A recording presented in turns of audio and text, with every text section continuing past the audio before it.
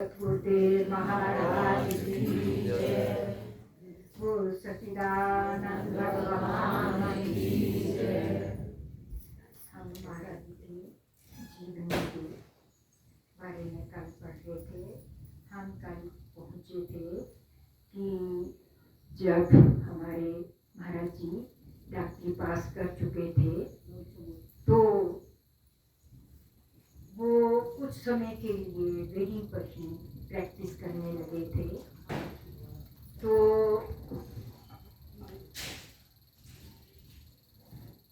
परंतु वो दानवीर शुरू से रहे थे,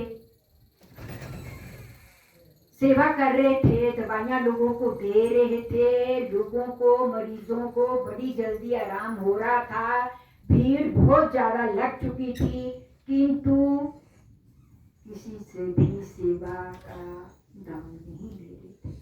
जो अपनी इच्छा से पेटी रख दी थी एक और उस पर लिख दिया था बड़े अक्षरों में, जिसकी जो इच्छा चाहे वो इसमें डाल देना। ऐसा देखकर जो इनके बड़े भाई के समान इनके मकान मालिक दुर्गादास बाबू जी थे, उनको ही पहले बड़ा गुस्सा आया, तो फिर बड़े भाई को तो आना ही था। तो आगे देखते हैं क्या हुआ। लाहौर में हंस को उसकी डिस्पेंसरी से मिलकर बाबूजी जब देर शाम को अमृतसर अपने घर पहुंचे तो श्री कृष्ण अपनी दुकान बंद करके बाहर ही बैठ उनकी प्रतीक्षा कर रहा था, क्योंकि बाबूजी पहले चले गए थे। पहले दोनों का जाने का प्रोग्राम था, फिर बाबूजी ने कहा कि मैं दिखाता हूँ, आप बाद में जाना। अच्छा हुआ वो पहले चले गए, तो थोड़ा सा उनको पता चल गया।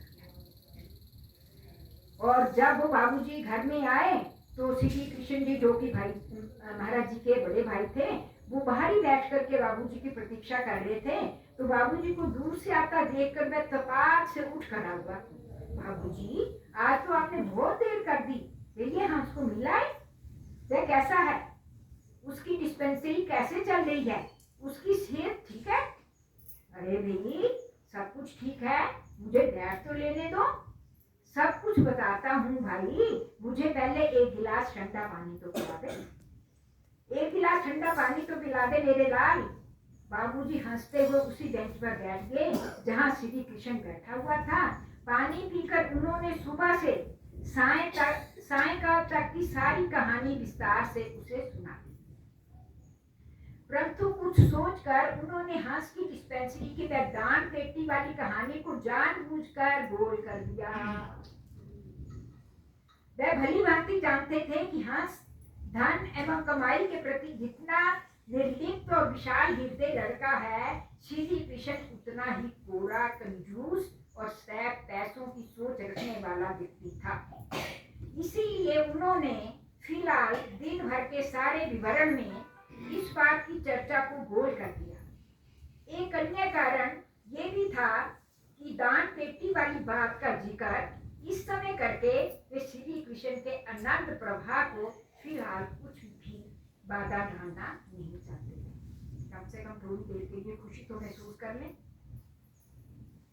परंतु श्री कृष्ण ठहरा दुकानदार और अंततः उसने पूछ ही लिया, अच्छा बाबूजी, ये तो समझाइए कि मरीजों की इतनी भीड़ को निपटाने के बाद, जैसा कि आपने बताया, तो वह आखिर कमा कितना लेता होगा? इसका अनुमान तो आपने लगा ही लिया होगा। दरअसल मेरे पूछने का मकसद ये है कि हमारे परिवार की दरिद्रता अब कुछ कम होगी या नहीं, और मुझे छोले की भट्टी से कुछ राहत तो मिलेगी ना। जिस बात का बाबूजी को डर था, वही समस्या एक क्रूर अट्टहास की भांति उनके कानों से टकराई और उनके शील स्वभाव अंतःकरण को पूर्णतया विचलित कर दिया। श्री कृष्ण के इस प्रश्न के उत्तर में उन्हें कुछ भी सूझ नहीं रहा था। झूठ बोलना उनकी प्रकृति के विरुद्ध था और साथ ही वे श्री कृष्ण के अनंत प्रभा को बाधित भी नहीं करना चाहते थे। बात को घुमाने फिराने का जितना प्रयास वे कर सकते थे, वे पहले ही कर चुके थे। फिर भी एक अंतिम प्रयास के तौर पर वे बोले, अरे भाई, मैंने तुम्हें कहा ना कि सब कुछ ठीक है,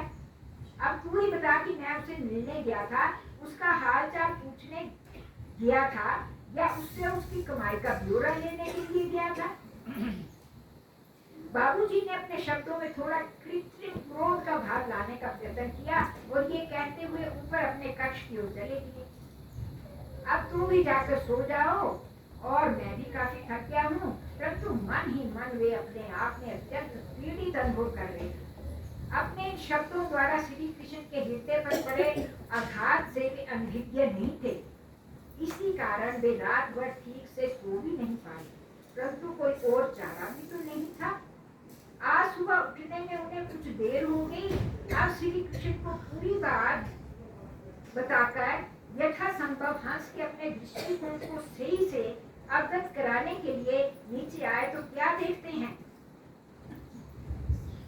कि आज भट्टी बुझी हुई है, छोटू भी अभी तक सो रहा है।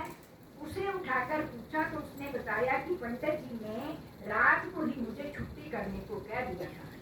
वह सुबह तड़के ही लाहौर किसी काम को गए हैं।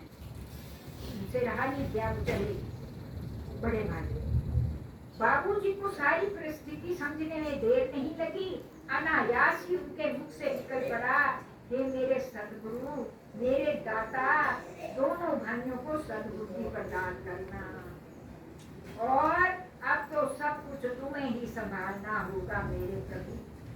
ये कहकर भारी कदमों से वे पुनः अपने कक्ष में आ गए और निढाल से होकर बिस्तर पर लेट गए। मन ही मन वे अपने सतगुरु इष्ट से प्रार्थना कर रहे थे। इधर लाहौर पहुंचकर राजा बाजार में श्री कृष्ण को हंस की डिस्पेंसरी ढूंढने में अधिक समय नहीं लगा, क्योंकि इतनी कम अवधि में ही काफी लोग हंस को जान गए थे। एक ने तो हंस की डिस्पेंसरी का पता पूछने पर श्री कृष्ण को वहां तक स्वयं ही पैदल छोड़ने आ गया। अभी प्रातः के 8 ही बजे थे जब श्री कृष्ण पहुंच गया था। डिस्पेंसरी अभी खुली नहीं थी, हालांकि 10-12 मरीज डॉक्टर की प्रतीक्षा में बेंचों पर बैठे थे। पूछने पर मालूम हुआ कि डॉक्टर जी अभी आए नहीं हैं और वे पीछे वाले कमरे में ही रहते हैं। श्री कृष्ण पीछे चला आया। भाई जी को देखते ही हंस का मुखमंडल खिल उठा। हंस ने आगे बढ़कर बड़े भाई को प्रणाम किया और बड़े भाई ने भी उसे छाती से लगा लिया। कई पलों तक इसी मुद्रा में दोनों भाई अनंत मगन से खड़े रहे। सुखद वार्तालाप के उपरांत दोनों ने मिलकर जलपान किया और बातें करते हुए डिस्पेंसरी में आ गए। शीघ्र ही हंस तो मरीजों को देखने में व्यस्त हो गया और श्री कृष्ण पास वाली कुर्सी पर बैठा अपने आसपास और डिस्पेंसरी का मुआयना करने लगा। अंत में वही हुआ जिस बात का बाबूजी को डर था। श्री कृष्ण की व्यवसायिक दृष्टि से डॉक्टर की फीस, लकड़ी का बक्सा और आमदनी की परिस्थिति कुछ भी बच ना सका। लकड़ी के बक्से के ऊपर हिंदी और उर्दू में लिखा तो उसे कुछ समझ नहीं आया, परंतु फीस या दवाइयों की वसूली के नाम पर कुछ मरीजों का बिना कोई दाम चुकाए दुकान से नीचे उतर कर चले जाना या कुछ मरीजों का अपनी मर्जी अनुसार कुछ भी पैसे पेटी में डाल देना, ये सब श्री कृष्ण की व्यवसायिक बुद्धि की समझ से बाहर था। जब 5-6 मरीज दवाइयां लेकर उसके सामने ही नीचे उतर कर चले गए तो उसकी क्रोधाग्नि धीरे से उफान भरने लगी। वह जितना अधिक इस पर सोचता उतना ही अधिक वह धैर्य खोता जा रहा था। इधर मरीज से किस्मापत होने का नाम ही नहीं ले रहे थे। हाँ, इन सब बातों से अनभिज्ञ चुपचाप मरीजों को निपटाने में और यथा योग्य दवाई की पुड़ियां, गोलियां और शीशियां देने में व्यस्त था। लगभग दोपहर के 1 बजे हंस अपने दोपहर के भोजन के लिए उठ खड़ा हुआ और बोला, आइए भाई जी, अब भोजन कर लेते हैं, आपको भी भूख लगी होगी। ये कहते हो दोनों अंदर आए। परंतु भाई जी की भूख तो मानो अब तक उनकी दबी क्रोधाग्नि में ही भस्म हो गई। दोनों भाई अंदर आए और इससे पहले कि हंस भोजन की व्यवस्था करता, श्री कृष्ण का क्रोध सहसा ही टूट पड़ा। हालांकि वह ये भली भांति जानता था कि हम सब अब डांटने योग्य तो नहीं है और दूसरे वे बाहर बैठे मरीजों के सामने भी ऐसा कोई तमाशा खड़ा करना नहीं चाहता था। इसलिए कुछ धीमी आवाज में ही बोलना आरंभ किया, परंतु शब्दों में कटाक्ष की कोई कमी नहीं।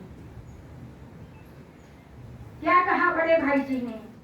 बे डॉक्टर साहब, डॉक्टरी तो तुमने पास कर ली, बड़ी खुशी की बात है। लगता है तुम्हारी डिस्पेंसरी भी ठीक ठाक चल रही है, परंतु गांव में क्या हो रहा है इसका तुम्हें शायद कुछ पता नहीं है। पिछले दिनों दुसुंदी राम का लिखवाया पत्र मुझे आया था। उसने लिखा था कि इस साल वर्षा की कमी के कारण जो थोड़ी बहुत मक्का होता था वह भी नहीं हुआ। दूसरे, तुम्हें मालूम ही है कि जब से तेरा भाई बाल मुकंसता के लिए घर छोड़कर चला गया है और आज तक नहीं लौटा, तब से पिताजी का दिल भी टूट सा गया है, जिस कारण वे भी अब यजमानी के लिए बाहर कहीं नहीं जाते और जो थोड़ा बहुत खर्चा यजमानी से निकलता था वह भी लगभग खत्म हो गया है। अब तो घर परिवार का सारा पालन पोषण सिर्फ अमृतसर वाली दुकान पर टिका हुआ है। 3 साल पहले जब तूने डॉक्टरी करने का विचार मेरे सामने रखा था तो मुझे खर्चे का अंदाजा तो था, परंतु तेरी इच्छा के मद्देनजर मैंने हाँ कर दी थी। तेरी पढ़ाई के चलते तमाम मुश्किलों के बावजूद मैं अपने आप को यही हौसला देता रहा कि तेरे डॉक्टर बनते ही हमारे सारे कष्टों का निपटारा हो जाएगा। तुझे तो शायद इस बात का अंदाजा भी नहीं होगा कि परिवार वाले सभी लोग तेरी याद में और तेरी इंतजार में रात दिन कैसे तड़पते थे कि पढ़ाई से फुर्सत मिलते ही उनका हंसुए कब मिलने आएगा। परंतु तू जब से लाहौर कॉलेज गया तो तुझ निर्मोही को एक बार भी घर का मोह नहीं जागा। माता पिता, भाई बहन, भाभी, भतीजी, भतीजा किसी को भी मिलने का शायद ख्याल तक नहीं आया। कॉलेज की छुट्टियों में भी या तो पढ़ाई और या व्यासा जाकर बाबूजी के साथ सत्संग सुनने के अलावा तुम्हें कोई याद नहीं आया। अरे निर्मोही, माँ 2 माह में कुशल क्षेम का एक आध पत्र लिखने के अलावा तुमने तो ये भी जानने की कोशिश नहीं की कि गांव में सब लोग कैसे जी रहे हैं। इतना कहते कहते श्री कृष्ण का क्रोध उसके भीतर छिपी पीड़ा में कहीं खो गया था। उसका कंठ रुंध सा गया था, परंतु बहुत ही यत्न से उसने अपनी आंखों में आए आंसुओं को मानो अंदर ही अंदर सोख लिया। मानो ऐसा करने में भले ही उसे अपनी दबी हुई क्रोधाग्नि को अपनी आंखों में लाना पड़ा था। श्री कृष्ण को मानो पुनः बाहर वाली दान पेटी या बक्से की याद आ गई और उसने फिर से अपने कटाक्ष बाण चलाते हुए बोलना चालू रखा। क्या बोला? अरे तू मुझे जरा ये तो समझा दे कि हम दरिद्र ब्राह्मण कहाँ के राजा भोज हो गए जो तू यहाँ अपना खैराती अस्पताल खोलकर बैठ गया है, मुफ्त में दवाइयां बांटने में लगा हुआ है। अरे भाई, मुझे इतना तो बता दो कि आखिर तुम ये सब क्यों करते फिर रहे हो? यहाँ तुम दरिद्रों के कुबेर बने बैठे हो और वहाँ गांव में तेरे परिवार के लोग धन के अभाव में कैसे अपना पेट काट काट कर अपना जीवन निर्वाह कर रहे हैं। यहाँ बाजार में यहाँ तक आते आते लोगों के मुख से तेरा यश गान सुनता हुआ आया हूँ। यहाँ तुम तो दरिद्र नारायण बने बैठे हो, परंतु अपने निर्धन परिवार की तुम्हें कोई सुध ही नहीं। महापुरुष बनना कोई आसान है? बड़ी झिड़कियां घर से भी बाहर से भी, निराशा, बड़ा मुश्किल है। हाँ, चुपचाप अपनी गर्दन झुकाए सुनता रहा। वैसे भी आज तक मैं कभी भी भाई जी के समक्ष कुछ नहीं बोला था। वैसे भी श्री कृष्ण की बातों को वह उत्तर देता भी तो क्या देता। दोनों भाइयों के दृष्टिकोण में अंतर भी तो पूर्व और पश्चिम का था। दोनों के दृष्टिकोण एक जैसे तो हो सकते थे, परंतु एक नहीं हो सकते थे। संभवतः रेल की पटरियों की भांति वे समानांतर चलने वाले तो हैं, परंतु कदापि भी आपस में मिल नहीं सकते थे। श्री कृष्ण संभवतः माता पिता एवं परिवार की सेवा को ही ईश्वर भक्ति मानकर अपनाया हुआ था और आज तक निभा भी रहा था, परंतु हंस तो संसार को ही अपना परिवार जानकर नर ही नारायण है के भाव से अपनी भक्ति को प्रशस्त करना चाहता है था।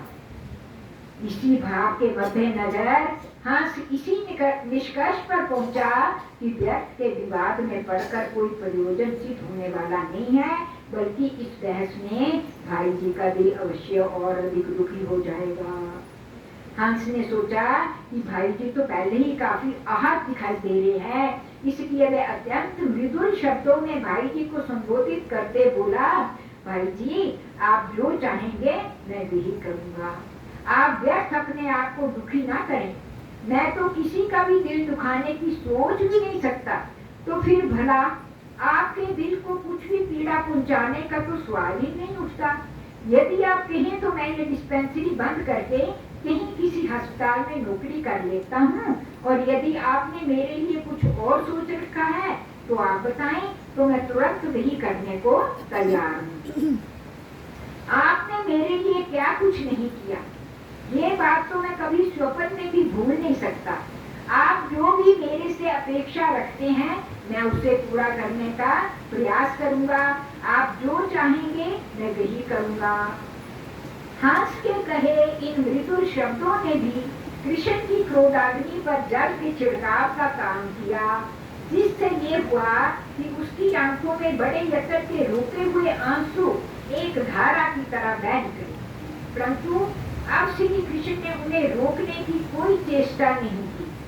उसे याद नहीं आज तक वह किसी भी परिस्थिति में रोया हो या उसकी आंखों में से इस प्रकार की धारा फूट कर निकली हो। आज उसे इस रोने में कोई संकोच नहीं था, और शायद पहली बार अनुभव किया कि रोने में भी एक विशेष आनंद की अनुभूति हो सकती। उसके मुख से कोई भी शब्द नहीं निकला।